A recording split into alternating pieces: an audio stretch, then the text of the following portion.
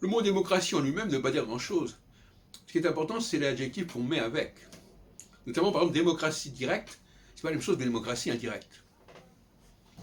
Et la démocratie directe, c'est une plaisanterie. Le principe même des députés,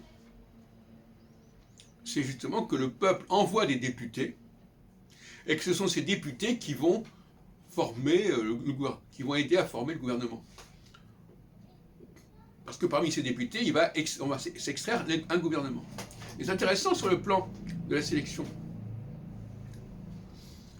Il y a une première sélection qui fait qu'il y a des députés. Et tout le monde n'est pas élu, bien évidemment. Et une deuxième sélection, c'est que parmi les députés, il y en a qui vont arriver au gouvernement et d'autres qui ne vont pas y arriver. Etc., etc. Donc, on voit bien qu'en politique, comme dans le domaine de la science et de la technique, tout est une question de sélection. On choisit un certain sujet, on élimine certaines possibilités, certaines hypothèses, on élimine certains matériaux, etc., etc. Donc la démocratie indirecte, c'était la base de la Ve République à son commencement, en 58-59. On élisait, il y avait un collège de représentants du peuple qui élisait un président de la République. En 62, on a changé de système. Et à mon avis, c'est très très fâcheux, de tout point de vue. Parce c'est ce qu'on appelle, on élit à l'aveugle. On est dans la démagogie. Croyez-vous que le Rassemblement national aurait autant de voix s'il y avait une démocratie indirecte,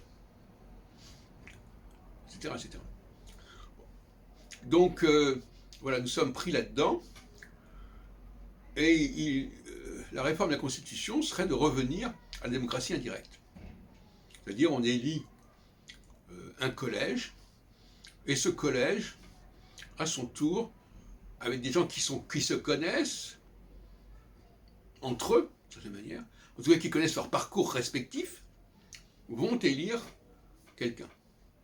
Ce qui n'est évidemment pas le cas en démocratie directe, parce que les gens, des millions de gens, ils ne se connaissent pas, ils ne connaissent même pas les résultats, etc. Alors qu'en démocratie indirecte, quand on vote, on sait qui vote. On ne vote pas à l'aveugle.